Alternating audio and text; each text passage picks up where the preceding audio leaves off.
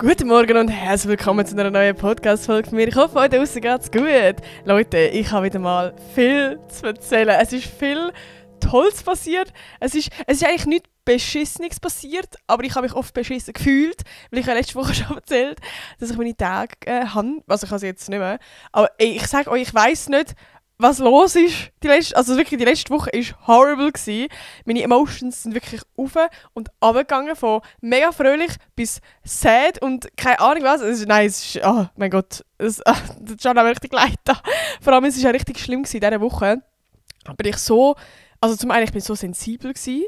Ich bin so, ich habe so, wie sagt man, ich habe mich so schnell angegriffen gefühlt. Oh mein Gott. Also ich bin froh, jetzt geht es langsam wieder aufwärts. Ich merke so, heute ist ein guter Tag, gestern war auch schon ein guter Tag gewesen, aber vorher, oh mein Gott. Also falls ihr auch in dieser Phase sind, wo ihr euch sehr schnell irgendwie angegriffen fühlt, wo ihr hure sensibel sind, ihr seid nicht alleine. Nein, wirklich, die Woche war horrible. Aber ich habe gedacht, das wird wieder mal so ein bisschen eine Podcast-Folge, wo ich euch einfach so ein bisschen erzähle, was momentan los ist. Weil es ist viel passiert und ich freue mich jedenfalls so fest, dass wir das erzählen. Ich weiß gar nicht, wo fangen wir an? Wir fangen simpel an. Also, wir fangen bei meinem Geburtstag an. Ich habe ja letzte Woche schon erzählt, dass ich Geburtstag habe. Das ist jetzt schon über eine Woche her, aber scheiß drauf. Ich habe ja letzte Woche über meinen Geburtstag, beziehungsweise allgemein über das Thema Geburtstag und so geredet. Und ja, einfach, dass ich nicht mehr so viele Erwartungen habe und all das Zeug. Und ich habe jetzt meinen Geburtstag mit meinen Friends noch gefeiert. Am Samstag.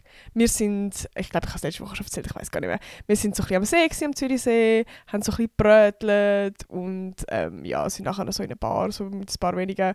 Es war mega schön gewesen. Es war wirklich mega schön gewesen. Wir haben so ein bisschen Spiele gespielt.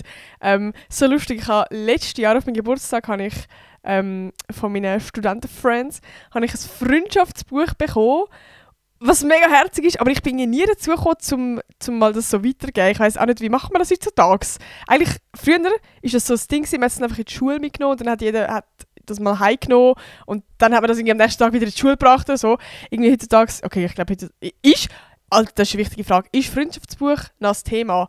So früher, so gerade die Jünger, die jetzt zuhören, ist das noch das Thema, so hat man das noch. Weil ich finde das so eine cute Idee, weil eben im Kopf ist das so das Ding, das man so früher hat, aber ich finde das auch jetzt mega schön. Also ja, auf jeden Fall zum Punkt, ich habe wie letztes Jahr bin ich nicht auf die Idee gekommen, dass die Leute das ausfüllen können. Und jetzt habe ich es wie dieses Jahr an meinen Geburtstag mitgenommen. Und jetzt hat es hat jetzt wie mal die Runde gemacht und jeder hat mal etwas eingetragen. Alter, das ist so cool gsi, zum nach meinem Geburtstag das durchlesen. Also natürlich die 0815 Antworten mit Geburtstag und so und Spitznamen juckt fett nicht. Aber so die persönlichen Sachen, so zum Beispiel ist eine Frage so, das wünsche ich dir. Oder einfach so, ich weiß doch auch nicht. Und die anderen Leute sind auch hure lustig, haben so lustige Sachen reingeschrieben. So Insider, die wir miteinander haben und so. Also wirklich, oh mein Gott, ich rate jedem von euch an, wenn ihr ein Geburtstagsfest macht, kauft euch vorher ein Freundebuch und gebt das einfach einmal in der Runde um. Und zum Beispiel, es hat ja immer so das Bildchen an. Und ich habe es jetzt einfach so gemacht, dass ich meine alte Digicam mitgenommen habe. Und ich habe mit jedem jetzt ein zweites Foto gemacht und ich das nachher einfach ausdrucken. Und nachher hat es einfach überall, habe ich mit dieser Person nachher ein Foto drin. Und ich finde das irgendwie noch viel herziger, als wenn es einfach nur ein Foto von dieser Person hat, sondern es ist dann so ein Foto zusammen. Und es ist dann irgendwie so an eine Erinnerung gebunden vom Geburtstag. Ich weiß auch nicht, also ich habe das eine richtig tolle Idee gefunden von meinen Friends, die es eigentlich letztes Jahr gemacht hat. Aber ich habe es absolut nicht im Kopf gehabt. Aber wir haben das nachgeholt. Darum, ja, es ist mega cute gewesen. Es war zum Glück noch gutes Wetter, es ist dann irgendwann zwar regnen gekommen und eben darum sind wir dann nachher irgendwann noch so in eine Bar gegangen. Ein paar haben dann auch heimgehen, weil sie halt voll in der Prüfungsphase sind. Genau. Es war sehr cute, kuschelig, süß. Genau. Was haben wir noch erlebt? Oh, wir kommen eigentlich jetzt schon zum Highlight. Leute, sind wir schon ready fürs Highlight? Ha! Oh mein Gott, ich glaube, die mich so ein bisschen verfolgen auf Social Media, die haben es schon ein bisschen mitbekommen. Und zwar, sind wir ready? Nina ist wieder back. Nina ist einfach wieder zurück. Ich habe es letzte Woche schon erzählt, dass wir vorhaben, um sie am Flughafen überraschen. Oh mein Gott. Ich schwöre dir, wie glücklich ich bin. Das ist insane. Nein, das ist wirklich... also für die gar nicht checken, Nina ist meine Kollegin von dem Studium.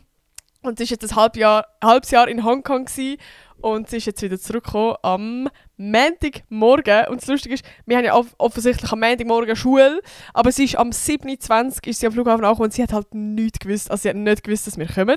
Sie hätte es vielleicht können schmecken, weil wir so 2-3 Wochen vorgefragt haben nach der Uhrzeit, was jetzt vielleicht schon ein bisschen suspicious ist. So, es juckt uns, wenn sie ankommt, wenn wir nicht wieder sie abholen. Aber ja, sie hat auf jeden Fall wie nichts gewusst. Und wir, also ich mit 2 anderen Studentenkollegen, wir sind also ein bisschen 4 Gruppen, wir haben dann wie am Abend vorher haben wir einen Sleepover bei der Nadine, bei der einen gemacht und haben so Plakate ready gemacht und ich weiß auch nicht, für die meinen Podcast regelmäßig hören, die wissen, Nina, das ist unser Insider, wer ist wieder da? Nina. Wir haben das halt auf Plakat geschrieben und haben dann wie auch vorgehabt, dass wir dann das, dass sie rauskommt und wir das eigentlich schreien. Und ey, das war so schwierig gewesen, weil wir haben ja nicht mal gewusst, welchen Flug sie genommen hat. Wir sind einfach auch am Flughafen und haben halt irgendwie gehofft, dass einfach am 27. ein Flug ankommt, wo irgendwie Sinn macht, wo irgendwie Hongkong steht oder so. Und es ist einfach, wir sind zuerst mal angekommen, es steht zuerst einfach mal, es hat keinen Flug gehabt, der am 27. angekommen ist. Und es hat einen gehabt, der am 7.10 von Hongkong aus ist. Aber das Ding ist, wo sie auf Hongkong geflogen ist, hat sie keinen direkten genommen. Darum, es hätte ja ganz so gut können sein, dass sie nicht einen direkten genommen hat und irgendwie mit einem anderen gekommen ist. Nein, oh mein Gott, wir sind am Schwitzen gewesen. Aber wir haben jetzt einfach auf den einen Flug gehofft, der am 10 ist und sie hat irgendwie falsch geschrieben gehabt. Und sind dann an dem Gate gestanden. Ja, und haben dann gewartet. Und wir haben da irgendwie gedacht, irgendwie weird, weil vielleicht begegnen wir ja so schnell ihren Eltern und so. Weil wenn man so den Eltern begegnet oder anderen Friends von ihr oder keine Ahnung wo, dann ist ja wie so ein bisschen, okay, das ist safe, wir sind am richtigen Gate. Wir sind niemandem begegnet und wir haben irgendwie so 40 Minuten irgendwie so gewartet und es ist einfach nichts gekommen.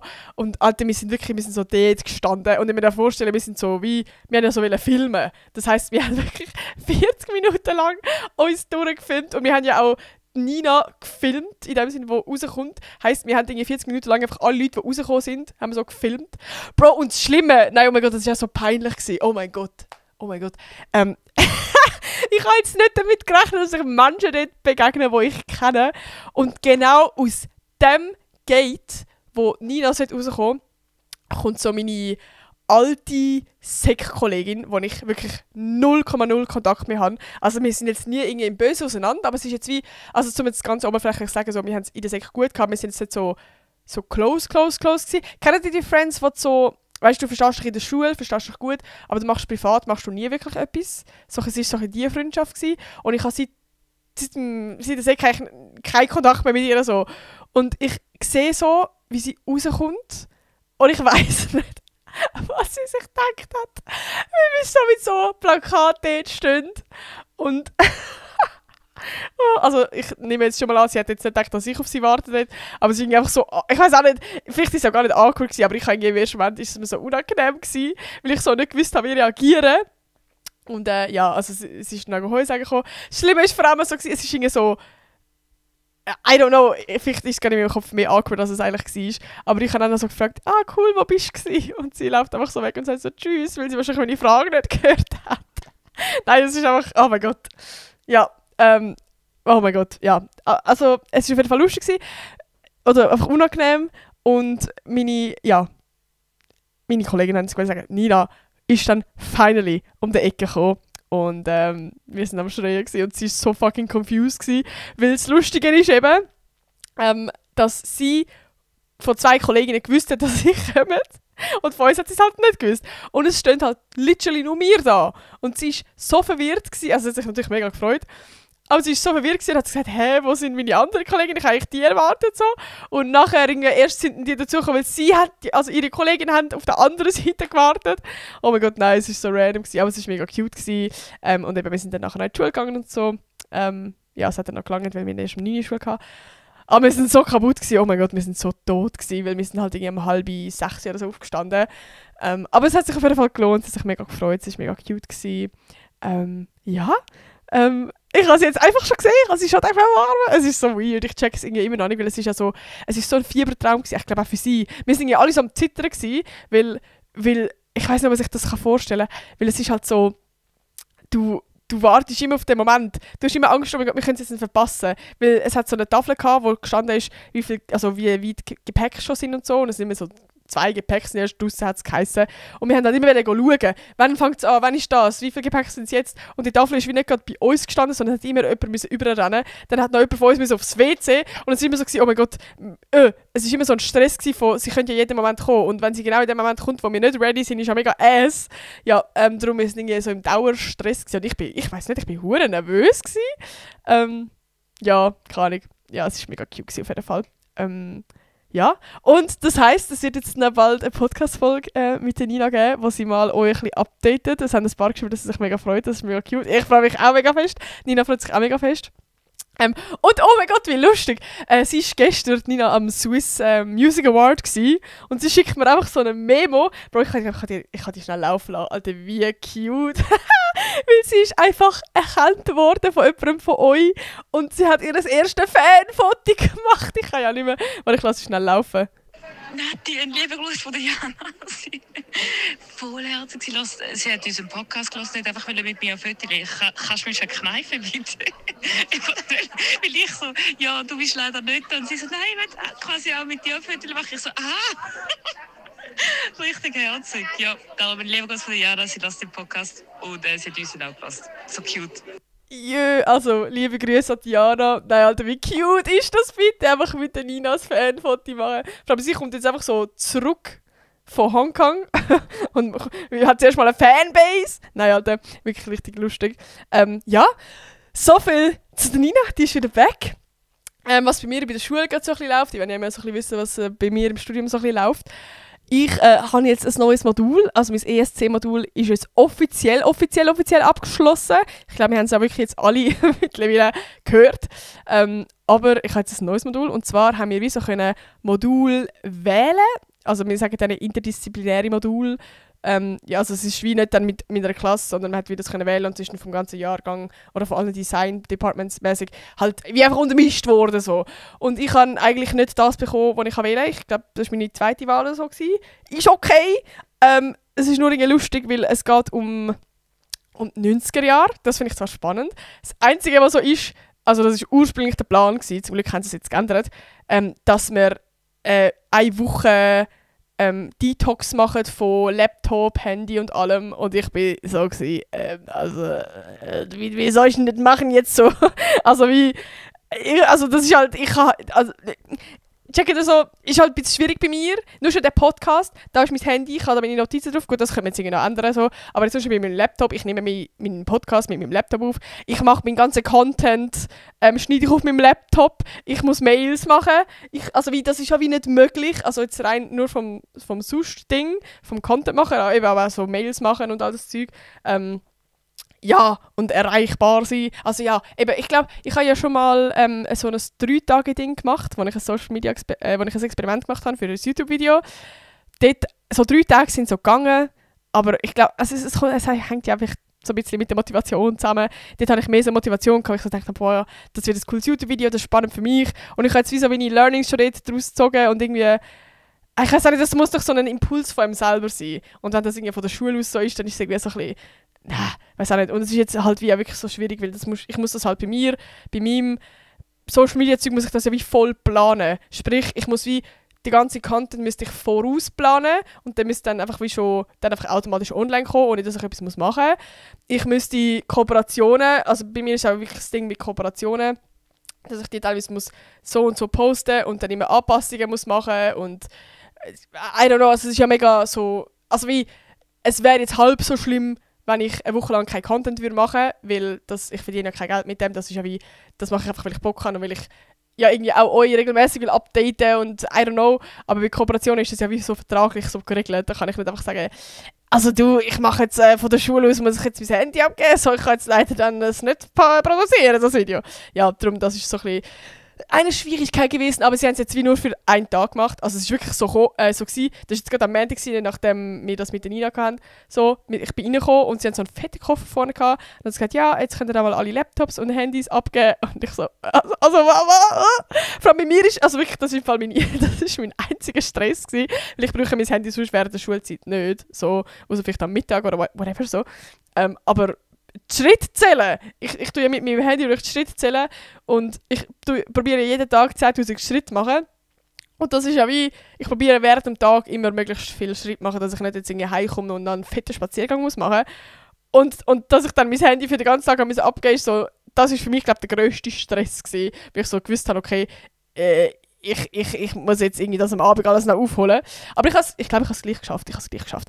Aber, und wir haben es am Mittag wieder dürfen, so. Aber trotzdem, also, ja, ich glaube, für die, die jetzt gerade nur von außen zuhören und vielleicht noch ein bisschen älter sind, sind so, oh mein Gott, die heutige Generation kommt ja gar nicht mehr mit ohne Handy klar. Aber es ist halt auch so. Ich glaube, das ist wie das Schwierige, weil würden wir in den 90er Jahren leben, wäre es auch einfacher. Ich glaube, würde ich so können mit der Zeit zurückreisen oder wir alle würden kein Handy mehr haben und unsere Welt würde nicht mehr so elektronisch funktionieren, wäre es ja auch viel einfacher. Aber unsere Welt funktioniert ja irgendwie so. Also ich habe mein ganzes Leben habe ich ja jetzt so eingerichtet. Also ich habe mein GA habe ich auf meinem Handy, ich habe also ich zahle mit dem Handy so. Es ist ja wie, ich habe zum Beispiel mein Kärtchen habe ich nicht mehr dabei. Also ich habe nicht mehr ein Portemonnaie, wo ich alle meine Kärtchen dabei habe, sondern ich mache es meist über mein Handy so. Ja, also ich glaube, das ist für mich so ein bisschen das Schwierigste. Darum, ja, keine Ahnung. Ich glaube, ich muss mich da wie einfach nochmal so vorbereiten, wie ich es damals gemacht habe. Und ja, ich glaube, Motivation spielt dann auch so ein bisschen eine Rolle. Aber ich muss sagen, das Einzige, was ich wirklich geil finde an diesem Modul, oder zwei Sachen. Das eine ist ja wirklich so ein bisschen Sachen erfahren über die 90er Jahre. Und wir haben zum Beispiel auch gestern so Zeit gehabt, also sie hat so ganz viele Sachen von den 90er Jahren mitgenommen, zum Beispiel auch so Bravo-Heftli. Ich weiss nicht, vielleicht kennen die Jüngeren gar nicht mehr Bravo-Heftli. Schreibt mal in die Kommentare, ob euch Bravo-Heftli noch etwas sagt. Weil in meinem Kopf ist das so, das kennt man, aber wenn man jünger ist, kann es ja sein, dass man das nicht mehr kennt. Ich glaube, die gibt es seit 2014 gibt's kein Bravo-Heftli mehr. Das ist ja crazy. Also das sind grundsätzlich einfach so Heftli. Oder allgemein, Leute, kauft mir noch Heftli. Ich muss eigentlich wieder mal Heftli kaufen. Weil früher, ich habe zum Beispiel mega oft so Mädchen-Heftli gekauft. Oder eben auch Bravo-Heftli habe ich ab und zu gekauft. Aber das ist immer so ein bisschen, du bist zu jung. Weil es hat immer so eine Seite gehabt von so einem Dr. Sommer, wo so Aufklärungssachen waren. Und ja, ich bin halt 13 gsi, wo es seit es nicht mehr gibt. So. Also von dem her. Und was hat es noch gegeben? Eben Mädchen ist bei mir mega im Kopf. Ja, schreib mal einen Kommentar, was es sonst noch so gibt. Es sind ja die ganz jungen Sachen, mit so Spielsachen drauf, hat es natürlich auch noch gegeben. Ja, aber irgendwie, ich weiss gar nicht, ob Heftli ist halt wirklich kein Ding mehr. Aber ich frage mich, ob es das überhaupt noch gibt. Weil bei uns ist das wirklich so das, wo man sich darauf gefreut hat. Also ich kann mich noch erinnern, mein Dad hat keine Ahnung, einmal im Monat hat er so gesagt, hey, mach mal einen Spaziergang zum Kiosk und dann darf sich nachher jeder ein Heftli aussuchen. Und das war so ein Highlight gewesen. Egal wie scheiße das Wetter war, das hat uns überzeugt, zum spazieren gehen und zum laufen gehen. Ja, weil man sich dann ein Heftli aussuchen und so. Und ich habe dann auch Heftli genommen, wo ich extra geschaut habe, welche Poster das drin sind. Und da hat es so teilweise so One Direction Poster drin gehabt, oder von der Hannah Montana. Und einfach so Sachen. Und ich hatte das ganze Zimmer voller Poster gehabt. Bro, das war eigentlich eine geile Zeit gewesen. Ich muss sagen, ich finde das, können wir das wieder zurückbringen? Wieder so, dass wir so gerade Heftli kaufen. Und ich glaube, ich würde für meine nächste Wohnung, ich finde das schon noch geil, so wieder so, weißt du, so Poster an der Wand haben. Natürlich will ich jetzt nicht mehr das Hannah Montana Poster aufhängen, aber so coole Poster. Checkt ihr? So ein bisschen, I don't know, irgendwie, whatever, ich weiß jetzt gerade auch nicht, Britney Spears oder so, nein, weiß ich nicht. Aber ich fände das irgendwie noch cute. I don't know. Aber ja, auf jeden Fall schreib mal einen Kommentar, ob Heftli noch so ein Ding ist. Auf jeden Fall, es war so spannend gewesen, die Bravos durchzulesen. Und eben so, also wirklich no joke, ich habe mich geschämt, also nicht geschämt, aber es ist mir so unangenehm gewesen, wenn jemand so an mir vorbeigelaufen ist und so gesehen hat, was ich am Lesen bin, weil ich bin halt no joke immer die Dr. Sommer-Seite am Lesen gewesen. Oder so die Aufklärungsseite, weil es hat wirklich so, dann so Fragen gehabt, wo teilweise so, keine Ahnung, 17-jähriges Girl hat irgendwie so geschrieben, hey, ich habe gerade mein erstes Mal gehabt und das und das und das ist passiert und ist das richtig so, dass ich das mache? Und dann hat es halt irgendeine Expertin gehabt, die auf das geantwortet hat. Und das ist halt irgendwie, ich finde das so spannend, weil eigentlich gibt es jetzt heute ja auch, einfach auf Social Media, aber früher hat es halt kein Social Media gegeben. Da hast du halt literally Post geschrieben und hast das an die Adresse von der Bravo hast du das geschickt und hast halt dein nächste Bravo hast gekauft und geschaut, ob deine Dings drin ist. Und die Chance ist ja wahrscheinlich so klein gewesen, weil es ja so viele Anfragen wahrscheinlich gegeben hat. Ja, keine Ahnung. Also ich habe es ultra spannend gefunden, wie das auch damals funktioniert hat. Und ich habe auch zum Beispiel die Aufgabe bekommen, so mit meiner Mom so ein bisschen reden, weil sie eine Zeitzeugin ist von den 90er Jahren. Und sie hat dann einfach so ein paar Sachen erzählt. Und ich habe gedacht, erzähl dir jetzt, weil ich es so spannend gefunden. Weil ich selber bin ja im 2001 geboren. Also ich habe die ganzen 90er Jahre ja nicht miterlebt. So, ich bin ja eigentlich wirklich genau in der Generation, wo man so als Kind noch draussen gespielt, also man spielt ja wahrscheinlich schon jetzt draussen, aber wo man so wie das ganze Social Media Zeug gar nicht hat. Und ich habe dann ein iPod Touch habe ich bekommen, ein iPod Touch 4 mit 13 oder mit 12. Ich glaube mit 13 habe ich mein erstes Handy bekommen und mit 11, 12 oder so habe ich mein iPod Touch 4 bekommen. Und das ist ja wie, gibt es iPod Touch? Nein, ich glaube, das gibt es gar nicht mehr. Bro, krass. Aber das ist wie ein Handy, aber halt ohne SIM-Karte. Also du kannst nur mit WLAN kannst du dran sein und du hast zum Beispiel auch kein WhatsApp können haben, weil du hast halt keine Telefonnummer. Es ist wie ein iPad. In klein eigentlich, so kann man es eigentlich sehen. Also wie, wir hatten zum Beispiel dann Kick gehabt, das ist so eine... Oh mein Gott, ich fühle mich gerade wie ein Boomer, wenn ich das so muss erklären für jüngere Leute. Aber das ist eigentlich wie Skype, hat es auch gegeben. Das ist eigentlich wie einfach WhatsApp oder einfach so, vielleicht auch Snapchat. Also du hast einfach geschrieben, es war einfach ein Schreibding, weil wir haben kein WhatsApp gehabt. Wir haben auch eigentlich einfach Nachrichten gebraucht, das braucht doch auch keiner mehr. Außer er ist ein WhatsApp-Gegner oder so, aber sonst brauchst du doch Nachrichten nicht. Genau. Voll, das haben wir so ein bisschen gehabt. Was hat es da gegeben? Oh, das ist so krass. Talking Tom. Sagt ihr das noch etwas? Das ist die Katze, die du draufdrücken und sie hat einem nachgeredet. Das war insane. Oder Doodle Jump. Oder was hat es da gegeben? Ninja Fruit. Oder wie hat das geheißen? Du musst Früchte durchschneiden. Oh mein Gott. Also für die gerade in meiner Generation sind, können schnell, ich brauche so ein bisschen so Flashbacks. Was erinnert euch gerade so? Weil ich finde das schon noch spannend. So. Und oh mein Gott, das habe ich auch krass gefunden, wie Instagram früher so war. Du hast halt so gut Leute stalken. Es hat so eine Spalte gegeben, wo du schauen konntest, was die Leute machen, die du folgst. Also was die für Bilder liken. Dann hat es so geheißen, eben so, ich habe dann Stalking-Session durchgemacht. Ich sage euch, so mein Ex-Schwarm, welche Bilder das er liked. Und Instagram war ja voll so mit Sprüchen gewesen. Jetzt nicht nur, also es hat ja gar keine Reels gegeben, es war nur voller Bilder gewesen. Das heisst, entweder haben Leute privat Bilder von sich gepostet oder es hat halt wirklich vor allem so Sprüche, Seiten gegeben oder Memes. Das war voll von Sprüchen und Memes gewesen. Und dann haben wir halt mega schauen, was hat der Crush für Bilder geliked. Und wenn das halt irgendwelche Sprüche gewesen sind, die so ein bisschen geheißen hat, weißt du, was es so darum geht, dass man in Love ist und die Liebe wird nicht erwidert. Dann ist es so gewesen, oh mein Gott, denkt er an mich? Ich weiß auch nicht, das war voll das Ding gewesen. Oh mein Gott, das war schon eine geile Zeit gewesen. Aber ja, schreibt mal eure Erinnerungen, falls ihr von dieser Zeit so ein bisschen kommt, vom 2014, 15, keine Primetime von Social Media und so und all dem Zeug. Schreibt mal in die Kommentare, was euch gerade so in den Sinn kommt. Aber wir gehen schnell zurück zu den 90ern, was meine Mama uns erzählt hat, weil das habe ich schon crazy gefunden. Weil stellt euch kurz vor, wenn ihr eure Kollegin irgendwie am HB oder so trefft. Wie macht ihr das? Meistens ist es ja so, dass man schon einen Tag vorher oder keine Ahnung wann irgendwie so schreibt, hey, wenn wir etwas machen. Und nachher, weiß auch nicht, macht man dann, schreibt man, also bei mir ist es wirklich so, ich hocke im Zug und schreibe eigentlich gefühlt während dem Zug, hey, wo treffen wir uns?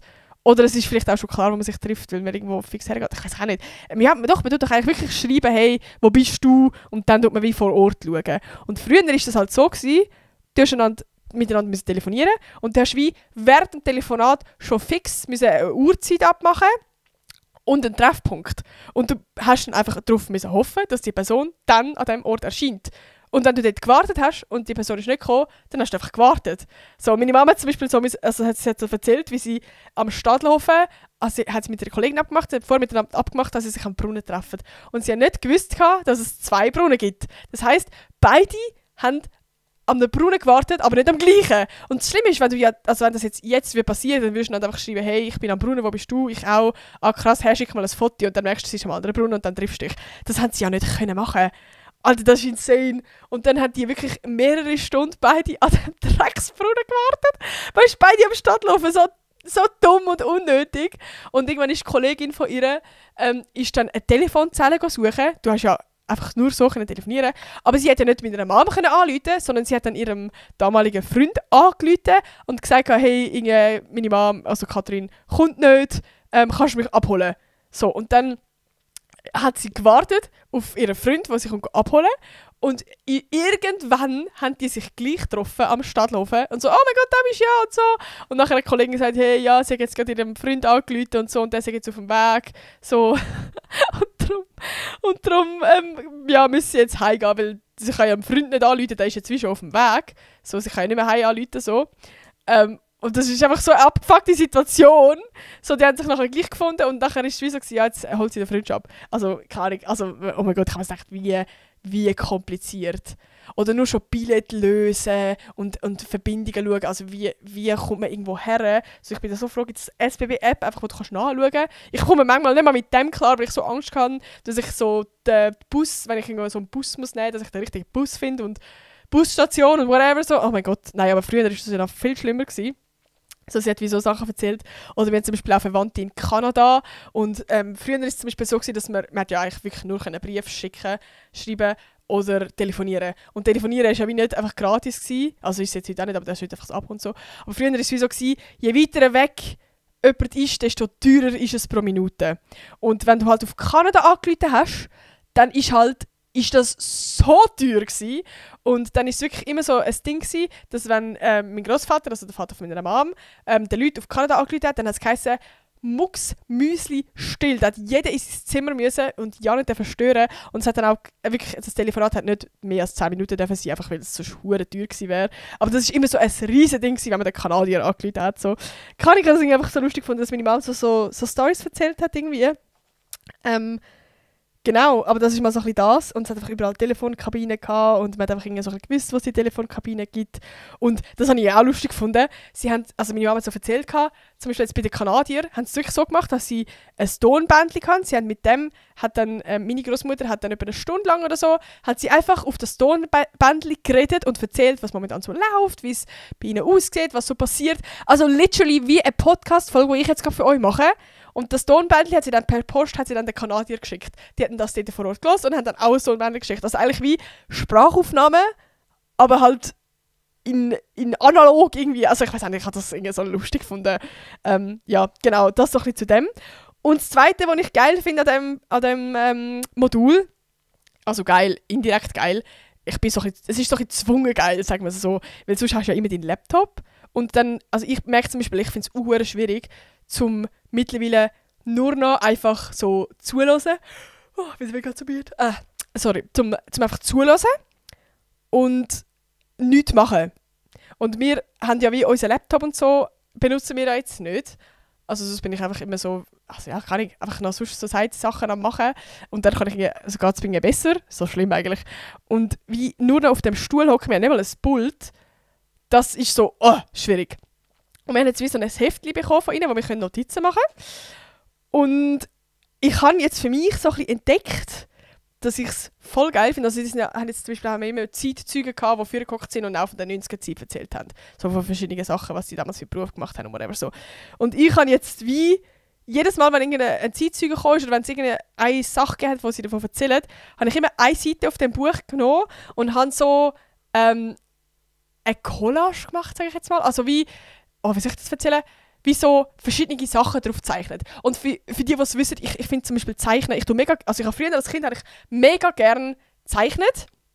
Aber mittlerweile sind so viele Hemmungen, weil als Kind war es so, du hast mega zeichnen und die Leute sind so, oh mein Gott, wie schön! Und jetzt sind wir so in einem Alter, der Pressure ist so hoch, Alter. Du kannst jetzt nicht mehr einfach etwas malen. Also wie, es geht mir ja nicht darum, dass die Leute sagen, ich finde es schön, aber es ist mir so unangenehm. Jetzt gerade in der Schule zeichnen, sobald jemand links oder rechts dann so auf mein Blatt schaut, ich kann das nicht handeln. Ich finde das ganz schlimm und darum habe ich nie mehr in meinem Leben gezeichnet. Ich weiss einfach wirklich nicht, also ich glaube doch, das letzte Mal habe ich den Can abzeichnet für das eine TikTok, vielleicht mag ich mich erinnern, die es gesehen haben, wenn wir uns gegenseitig gemalt haben. Aber sonst, ich kann nie mehr zeichnen. Obwohl mir das eigentlich ja Spass macht, aber der Pressure ist so high geworden. Und durch das, dass wir jetzt wirklich einen Laptop in der Schule haben, ist es jetzt einfach automatisch irgendwie so langweilig. Und ich bin jetzt auch nicht so der Mensch, der mir einfach Notizen macht. Und darum, ja, habe ich dann wie angefangen, mal so ein bisschen random Sachen zu kribbeln. Ich zeige euch jetzt mal das schnell, oder ich weiß auch nicht. Der Pressure ist auch high, komm, scheiß drauf, ich zeige euch das einfach. Ich darf mich schon nicht verurteilen für meine Zeichnung, okay? Also ich gehe jetzt schnell dafür, warte schnell. Oh mein Gott, Kabel. Also, warte schnell. Oh mein Gott, wie schreibt jetzt in die Kommentare? Oh mein Gott, voll schön, weil ich möchte nicht, dass es jetzt... Ich will nicht, dass es die Energy gibt, von ihm das Gefühl haben, immer nicht zu schreiben, dass es schön ist. Checkt ihr? Ich will euch inspirieren, zum auch zeichnen. Und zum so zeichnen, dass es scheißegal ist, ob es schön ist oder nicht, sondern dass es einfach Spass macht, dass es geil ist und dass es eine geile Unterhaltung ist, neben einfach nur zuhören müssen. Also falls ihr in der Schule sind, einfach mal zeichnen. Okay, vielleicht für die Lehrer wo jetzt mega zuhören, ich habe gar nichts gesagt an meine alten Lehrer. Aber das ist meine Frontseite. Wird das scharf? Hoffentlich. Hallo? Ich glaube, es wird scharf. Ich bin mir nicht sicher. Doch, es ist, glaube ich, scharf. Auf jeden Fall, das ist meine erste Seite. Und das ist einfach so ein bisschen 90er-Jahre inspiriert, wo ich so random Shit gemalt habe. Das ist einfach so ein bisschen random. Checkt ihr? Dann kommen wir zu der Seite, wo einer gekommen ist und so über Events geredet hat von den 90er Jahren. Und dann einfach so «Moments for community that brings us together». Und dann einfach so, look, es ist so eine Mischung zwischen Zeichnungen und so ein bisschen, wie sagt man, so ein Notizen, aber so auf cool Notizen machen, weißt du, so mit so Schildchen und so und keine Ahnung was, so ein bisschen so. Und was haben wir noch? Da habe ich zum Beispiel, ich habe mit meiner Mom so ein Interview gehabt, dann jetzt gestern habe ich noch Sachen, wo sie erzählt hat, eben so von Telefonkabinen und so, da habe ich mir so ein bisschen Kommunikation in den 90s habe ich so gemalt. Ich weiß auch nicht, also ich muss sagen, das habe ich richtig wieder so zurück zu meinem alten Kindheits-Ich, was so gerne gezeichnet hat, irgendwie gefunden. Und das finde ich irgendwie so schön. Also wie einfach so, das habe ich jetzt für mich so voll mitgenommen, irgendwie so, ja, es ist jetzt wie auch scheißegal, ob es jetzt mega schön ist oder nicht, sondern es macht einfach Spaß, es ist cool. Und ich glaube, in meinem Kopf war ja immer so gewesen, Zeichnen ist gleich ein Bild, eben so ein Porträt. Dann machst du zum Beispiel einen Mensch und der Mensch muss dann perfekt aussehen und bla bla bla. Aber man kann ja auch voll random Shit malen. Das meine ich so mit Collage. Und das habe ich so geil gefunden. Also zum Beispiel hat der vom Event hat dann so erzählt, eben so mit, weiss doch nicht, Gläser und so. Dann habe ich angefangen Gläser malen. Einfach so wie, weiß auch nicht. Vielleicht könnt ihr ja mal, für die jetzt den Podcast hören, die können ja jetzt einfach anhocken und eine Zeichnung machen über das, was ich so erzähle. Und dann, wenn ihr euch getraut, oh mein Gott, das wäre hure lustig, dann schickt mir ein Bild von eurer Zeichnung. Scheißegal, wie schön sie ist, ohne Witz. Das ist jetzt auch eine Hürde, wo wir drüber gehen. Ich könnte das über eine andere Podcast-Folge machen, weil jetzt ist die Podcast-Folge gerade nicht mehr so mega lang. Aber, oder, ihr habt wahrscheinlich nicht Bock, sie das zweite Mal hören. Ich hätte selber auch keinen Bock, sie das zweite Mal hören. Aber einfach so als Inspiration. Falls ihr das mal macht, oh mein Gott, könnt ihr bitte mir das Bild schicken. Vielleicht poste ich es sogar auf dem Znüni-Pause-Account auf Insta, das wäre ja so cute. Oh mein Gott, das wäre so lustig. Aber, genau, das ist so ein bisschen das. Was haben wir noch zu bereden? Oh, das ist so ein bisschen ein Thema. Ich schneide es sonst ganz kurz an. Ich habe ja sonst schon gesagt am Anfang der Podcast-Folge, dass ich irgendwie so ein bisschen Schwierigkeiten habe, dass ich die Woche mega sensibel und so war. Und was ich auch hatte, war, der Can ist vom Freitag und Samstag ist er nicht da gewesen, weil er am Dreh war. Und ich bin am Freitag den ganzen Tag alleine daheim gewesen, weil ich frei hatte. Und das war so weird gewesen. Weil ich bin ein Mensch, ich bin eigentlich schon gerne auch alleine. Aber ich weiss auch nicht, ich bin irgendwie so überfordert gewesen, weil es war so ein ganzer Tag gewesen. Ich bin so aufgewacht, weil der Can ist ja früh gegangen. Er ist irgendwie so um 5, halb 6, ist er gefühlt schon aus dem Haus gewesen, also ist früh gegangen. Und ich bin wirklich so aufgewacht und ich bin alleine da gewesen. Und ich bin einfach den ganzen Tag alleine gewesen. Und mir ist aufgefallen, wie schlecht ich bin im Alleinsein. Also das ist insane. Also wirklich, ich habe mich selber so gesagt, chill mal, so, wieso kannst du gerade nicht alleine sein? Also ich bin die ganze Zeit am nicht gewusst, was machen. So, ich habe so wirklich gar keinen Sinn im Leben gehabt. Also, ich habe gewusst, ich will den ganzen Tag nichts machen und ich werde auch am Abend nichts machen und ich werde einfach alleine wieder ins Bett gehen, weil der Can übernachtet ja in einem Hotel. So. Also das ist so, what the fuck. Ich bin gerade selber so irgendwie so von mir so gewesen, oh mein Gott, wie kannst du gerade nicht alleine sein? Und ich bin dann auch die ganze Zeit irgendwie nur am Handy gewesen und habe nichts gemacht, weil ich also keinen Sinn hatte. So, und irgendwie, ich hätte ja schon Sachen gehabt zu machen, aber ich hatte so keine Energie gehabt. Es war irgendwie ein ganz spezieller Tag gewesen. Und ich habe irgendwie am Can so geschrieben, oh mein Gott, ich bin gerade so überfordert mit alleine sein. Und er so, nein, so, alles gut, bla bla bla. Hat mir so mega herzlich geschrieben. Aber das habe ich ganz speziell gefunden. Vielleicht kann ich mal eine Podcast-Folge machen über das Thema Alleinsein. Ich glaube, ich habe mal eine gemacht vor so 2 Jahren oder so, weil ich im Sprachaufenthalt war. Aber ich glaube, da können wir wieder so ein bisschen Update-Sachen. Also da können wir auf jeden Fall das Thema mal aufgreifen. Darum, falls ihr euch mal das Thema interessiert zum Thema alleine sein. Wäre auf jeden Fall mal spannend, um da mal so ein bisschen genauer drüber zu reden. Aber ich bin dann schlussendlich am Abend bin ich einfach alleine spazieren, habe Kopfhörer rein da und bin einfach so random, bin einfach an den Fluss gehockt, an die Latte, habe meinen alten Podcast gehört vor einem Jahr. Und zwar habe ich die Podcast-Folge gehört, wo ich über den Lino, meinen Stubenhase, rede. Weil das ist gerade so dann also 3 Tage nach seinem Todestag gewesen. Und ich habe die Podcast-Folge gehört. Und das klingt jetzt gerade mega sad, aber es ist mega Therapie gewesen. Es ist so positiv schön gewesen. Checkt ihr?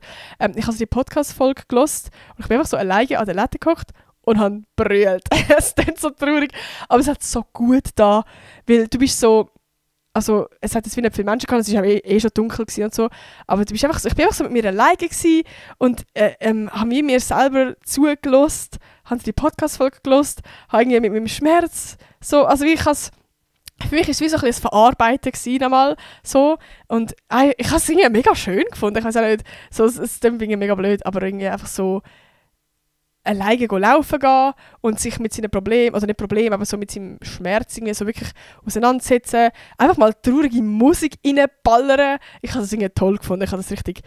Es ist so, weißt du, nicht so... Ich bin nicht so in dem wirklich sad Loch gsi von so, oh mein Gott, ich bräuchte jetzt eigentlich gerade jemanden, der für mich da ist, sondern so in dem... Ich geniesse es gerade alleine sein und mit meinem Schmerz sein und irgendwie, keine Ahnung, so, vielleicht checkt ihr das, manchmal braucht es das doch einfach, dass man mal einfach alles rauslässt und mal alles rausbrüllt so. Und irgendwie, ich habe das gerade mega schön gefunden. Voll. Und was man auch noch sagen zum so Menstruationszyklus geht, das finde ich auch gerade spannend. Ich bin jetzt gerade dran zum ich kenne die App Glue. Girls kennen sicher die App Glue. Das ist so eine App, wo du kannst deinen Zyklus tracken. Also du tust eigentlich immer dann, wenn du deine Tage hast, tust du eintragen, wie fest du sie hast, bla bla bla. Und dann tut es dir halt irgendwann voraussagen, wenn du deine Tage wieder hast. Und ich habe früher, als ich meine Tage noch hatte, habe ich die App halt immer gebraucht. Und seit ich halt meine Spirale habe, das ist jetzt 6 Jahre her, habe ich die nicht mehr gebraucht. Und ich habe die jetzt wieder mal abgeladen, weil ich habe sie jetzt ja, die letzten 3 Monate habe ich sie jetzt wieder. Und habe so, wie ich ja ungefähr da gewusst habe, wenn ich meine Tage hatte, habe ich das jetzt eingetragen.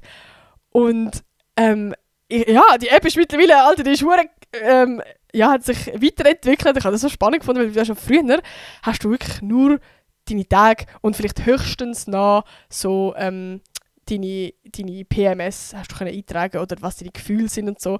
Und jetzt mittlerweile gibt es so viele Sachen, die du kannst eintragen. Also wirklich kurz, vielleicht, das ist jetzt nicht Werbung, aber wirklich eine Empfehlung eigentlich, an alle Girls die App abladen. Und mal einfach, also ich mache das jetzt regelmäßig, tue ich jeden Abend alles eintragen. Von meinen Gefühlen, also wirklich, ich muss die App öffnen, Glue. Ich tue jetzt wirklich jeden Abend, habe ich mir einen Timer eingestellt, immer am 11 Uhr kommt eine Benachrichtigung von «Wie geht es dir heute?» Und dann tue ich das immer eintragen. Also es hat zum Beispiel Fragen, also zuerst mal Periode, eben leicht, mittelstark, sehr stark. Wenn du es nicht hast, dann tust du einfach nicht drücken. Dann kannst du noch Schmierblutung, ob es rot ist oder braun. Dann Gefühl, Stimmungsschwankungen, Kontrollverlust, ob gut sind Gefühle, fröhlich, traurig, sensibel, hässig, selbstbewusst, aufgeregt, reizbar, unruhig, unsicher, dankbar, bla bla bla. Also wirklich so, dann kannst du noch Schmerzen eintragen, ob du Krämpfe gehabt hast oder ob du Kopfweh gehabt hast. Du kannst Sexleben auch noch eintragen, ob du einen Orgasmus gehabt hast und all das Zeug, Selbstbefriedigung. Also es ist halt eine mega intime App, so ich würde jetzt da auch nicht sharen, was ich wenn wo eingetragen habe. Dein Energielevel, ob du heute komplett energielos bist und so.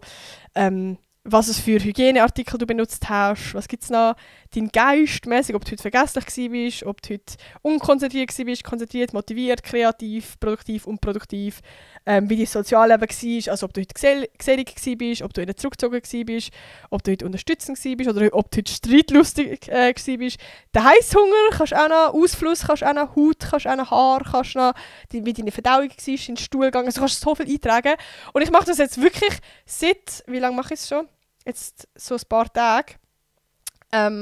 Seit einer Woche tue ich jetzt jeden Tag eintragen. Also wirklich, ich mache die ganze Liste durch. Das ist eigentlich eine Sache von so 3 Minuten.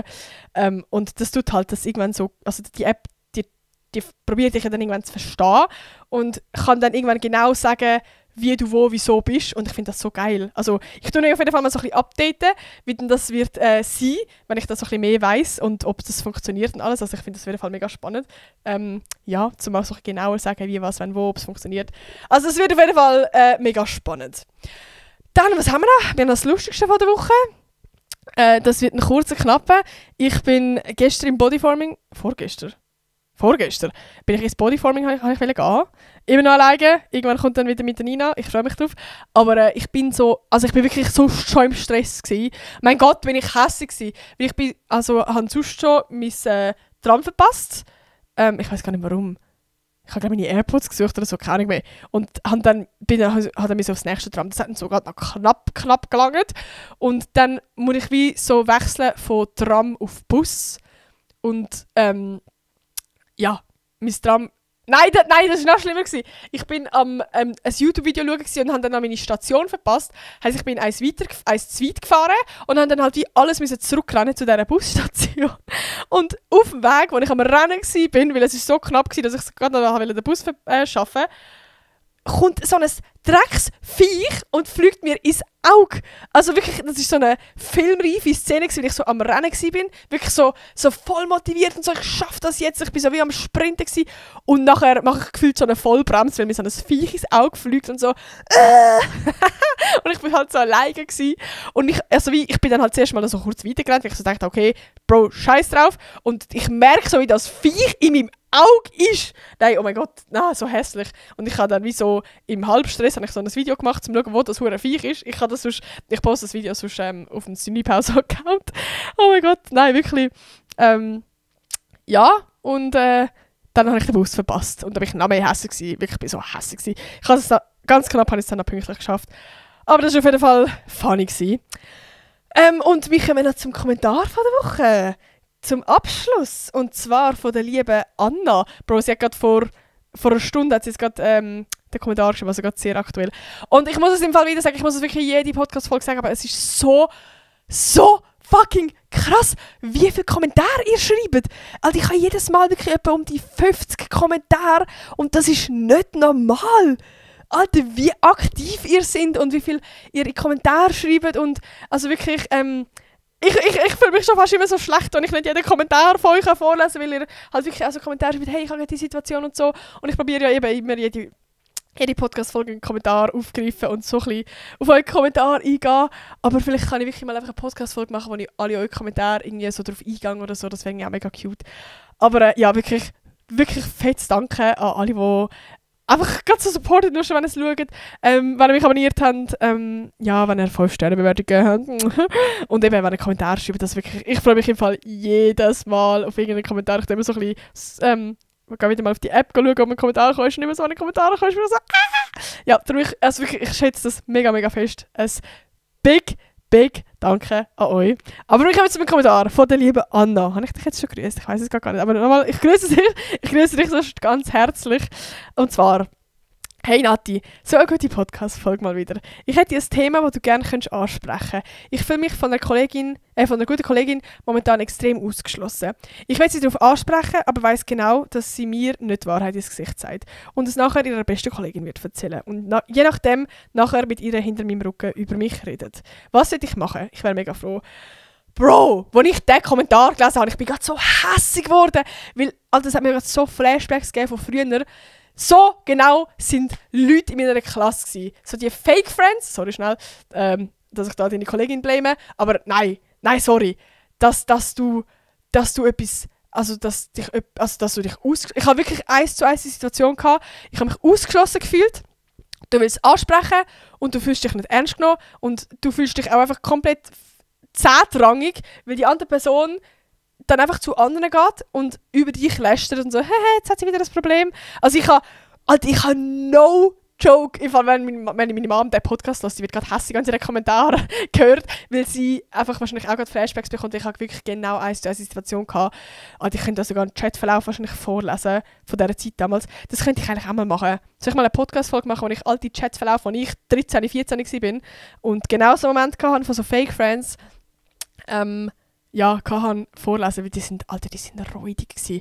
Die haben auch, nur schnell ein Side-Ding, die haben extra im Klassenchat, also wir sind eigentlich so eine grosse Girly-Gruppe gewesen, und die haben mich alle ausgeschlossen, haben sie alle abgemacht, um zusammen shoppen zu gehen, sie haben mir extra nichts gesagt. Und dann haben sie mich angefangen extra damit zu provozieren, wo sie am Shoppen waren, haben sie in fucking Klassenchat, haben sie so reingeschrieben, hey, was macht ihr gerade und so? Und irgendwie habe ich dann so mäßig geschrieben, keine Ahnung, bin daheim oder irgendwie so, ich weiß gar nicht, was sie geschrieben haben. Und sie so, mega, wir sind alle am Shoppen und haben so Bilder geschickt, wie sie am Shoppen sind. So, Nathalie, also weißt du, so mega auf mich am eifersüchtig machen und so, ich weiß auch nicht. Also es hat ganz viele weirde Situationen gegeben und es hat eben auch Situationen gegeben, wo ich mit einer Kollegin das angesprochen habe und sie so, hey, wir schliessen dich gar nicht aus und blablabla, du tust immer so, als würden wir dich ausschliessen und ich weiß doch auch nicht. Nein, wirklich, also von dem her, ich kann 100% relaten zu dem, was du gerade erzählst und es tut mir so fest leid, dass du so Scheiße musst durchmachen, dass du so Leute in deinem Leben hast, wo dich nicht schätzen. Oh mein Gott, what the fuck. Aber ja, also ich finde es eine schwierige Situation. Also wie, ich bin eigentlich immer, immer der Meinung, hey, red mit Leuten, aber ich finde es auch so schwierig. Ich finde gerade in diesem Alter sind vielleicht die ein oder anderen noch zu wenig erwachsen, um ein normales Gespräch führen und genug Empathie besitzen, damit man so dass man so Sachen macht und Menschen so behandelt. Mein Gott, so Sachen machen mich gerade hässig. Darum wirklich alle Jüngeren, die zuhören, bitte, Leute, macht so Sachen nicht. Dann nicht andere Menschen in den Schatten stellen und über andere lästern, nicht damit ihr gut ankommt. So, ihr seid keine guten Menschen. So. Macht gute Taten, sind tolle Menschen, sind lustig, haben ein offenes Ohr, sind einfach coole Menschen, dann sind sie auch cool. So, sie sind nicht cool, wenn ihr irgendwie andere schlecht macht oder über andere lästert. Ich habe auch lange gebraucht, um das zu checken, weil ich genau so eine toxische Klasse hatte, wo man einfach wirklich literally nur cool war, wenn man andere gemobbt hat und andere schlecht gemacht hat. Und es war bei uns dann einfach wirklich so ein Kampf gewesen, um irgendwie überleben, damit man selber nicht das Opfer war, das Mobbing-Opfer. Aber ja. Genau, also ich finde es eben, wie gesagt, ich finde es sehr schwierig, um auf das eingehen. So, weil, also wie, du bist nicht das Problem in dieser Situation. Du bist nicht das Problem, sondern sie sind das Problem in dieser Situation. Aber ja, ich weiss nicht, was ich kann sagen, vielleicht, ich würde es auf jeden Fall probieren, mit ihr zu reden. Du bist nicht der Fehler, wenn du zu ihr gehst und das ansprichst, sondern du bist dann die erwachsene Person in dieser Situation. Vielleicht kann ich dann auch so ein bisschen auf den Weg geben, wie man so Sachen anspricht. Also ich glaube, ja, wenn man jetzt wenn du jetzt zu deiner Kollegin gehst und sagst, hey, du schliessest mich aus und du machst das und das und das falsch, dann fühlt die sich automatisch angegriffen und dann geht sie auch zu dieser anderen Kollegin und sagt so, die andere war so böse und blablabla. Und die Key, wenn du zu ihr kommst und nur über deine Gefühle redest, mässig, ich fühle mich ausgeschlossen, mir ist aufgefallen das, ich habe bemerkt das, also wirklich ich Botschaften. Red von deinen Gefühlen, von wie es dir geht und nicht, was die andere Person gemacht hat. Red von wo dich verletzt, einfach über dich. Red über deine Gefühle und über dich. So, Punkt. Das ist schon mal das Wichtigste. Da kannst du dich, glaube ich, auch recht gut so ein bisschen darauf vorbereiten, wie du das ansprechen willst. Ich finde es auch wichtig, wirklich das in einem Zweiergespräch machen, also nicht in einer Situation, wo die andere vielleicht noch dabei ist oder irgendjemand anders oder whatever. Weil, also das habe ich für das Schlimmste gefunden, wenn du etwas angesprochen hast in einer Gruppe und die anderen machen einfach so ein Side-Eye zu sich. Also du merkst es genau, die schaut sich jetzt an so, und machen sich lustig über dich. Das habe ich wirklich das Schlimmste gefunden. Oh mein Gott, da bin ich jetzt gerade auch wieder emotional und so hässig. Das kann ich einfach der Blick, der Side-Eye zu anderen und nachher sprichst du es dann an, ey, wieso schaut ihr gerade an? Ey, wir haben das ja gar nicht angeschaut. Also, oh mein Gott, nein. Darum wirklich, hol deine Kollegin auf die Seite, irgendwo in einem Zweiergespräch, wo ihr in einem kleinen Raum sind. Vielleicht kannst du auch vorher sagen, hey, ich will mega gerne mit dir das zweite reden und etwas ansprechen. So. Also wirklich, dass es in einem Zweiergespräch ist, wo die Person auch nicht irgendwie das Gefühl hat, sie muss jetzt sich schlecht machen, um mit den anderen gut anzukommen, sondern wirklich, dass es in einem Zweiergespräch ist. Genau, und ich finde es zum Beispiel auch immer gut, wenn man so 1 bis 2, 3 Momente hat, wo man im Kopf hat, wo man kann sagen, hey, in dem Moment dort habe ich mich ausgeschlossen gefühlt, weil wenn es immer so allgemeine Vorwürfe sind, ist das immer so ein bisschen schwierig, weil dann kann sie mega schnell einfach sagen, hä, was meinst du denn genau, wir können dich gar nicht ausschliessen und dann bist immer du so ein bisschen, also ich habe das Gefühl zwar, aber ich kann es jetzt gerade nicht so genau beschreiben und wenn du so 1, 2, 3 klare Situationen hast, wo du kannst auf den Tisch legen, hey, dort zu dieser Situation, das habe ich dort ein bisschen schwierig gefunden, dann kann die andere Person das vielleicht auch ein bisschen einfacher nachvollziehen, als einfach einen allgemeinen Vorwurf. Genau, ja, und vielleicht, was ich dir nachher sagen, ja, vielleicht, wenn es jetzt gar nichts bringt, wenn du merkst, die Person eben geht jetzt nachher wirklich zu dieser Person und, I don't know, dann, ja, also eben, ich finde es immer schwierig, weil gerade wenn es so Schulkolleginnen sind, dann ist man meistens immer so ein bisschen, ja, ist man so in dieser Situation, wo du jetzt nicht einfach sagen kannst, hey, scheiß auf die Freundschaft, ich suche mir neue Freunde, weil das ist so schwierig. Ja, aber ich will es dir gleich ans Herz legen, du musst dich nicht von dieser Freundschaft abhängig machen. Also eben, wie gesagt, das sagt, also du bist die erwachsene Person in dieser Situation, nicht die andere. Lass dich nicht abziehen von dem, das sind jetzt so basic, aber wirklich, genau. Und ja, such dir vielleicht nebenbei noch Freundschaften, die dir ein gutes Gefühl geben, die dich schätzen, die dich nicht so behandeln. Vielleicht kann es im Sport sein, vielleicht kann das auch wirklich jemand jemand anderes von der Klasse sein. Ich habe es damals so gemacht, dass ich Leute unter meinem Jahrgang so ein bisschen gefunden habe. Und die waren cute gewesen. Genau. Muss sagen, ich hatte dann noch ein bisschen den Vorteil gehabt, weil mein Bruder ist ein Jahrgang unter mir gewesen und ich habe dann einfach so ein bisschen Friends von ihm geschnappt. Genau. Also wirklich, mach deinen Wert nicht von dem abhängig, sondern such dir wirklich Leute, die dich schätzen und die dich cool finden und die dir zeigen, dass du ein geiler Sacke bist. Genau. Ja, das wäre so ein bisschen die Podcast-Folge gewesen. Eben, wie gesagt, ich könnte gerne noch so ein bisschen eure Meinungen, vielleicht auch so ein bisschen eure Erfahrungen in die Kommentare schreiben, das würde mich mega wundern. Was würdet ihr in so Situationen machen? Ich finde es irgendwie so schwierig. Aber ja, ich hoffe, euch hat die Podcast-Folge gefallen. Ich gehe jetzt auf Fantasy Basel, der Can ist schon am Warten. Der ist sicher schon hässlich, weil es ist schon 11 Uhr und wir wollten eigentlich am 11 Uhr spätestens gehen. Hupsi. Aber ja, vergessen nicht, den Podcast eine 5-Sterne-Bewertung geben und einen Kommentar schreiben und mich abonnieren auf Spotify, auf YouTube, auf überall. Yeah. Und ja, ich würde sagen, wir hören uns am nächsten Donnerstag wieder. Tschüss!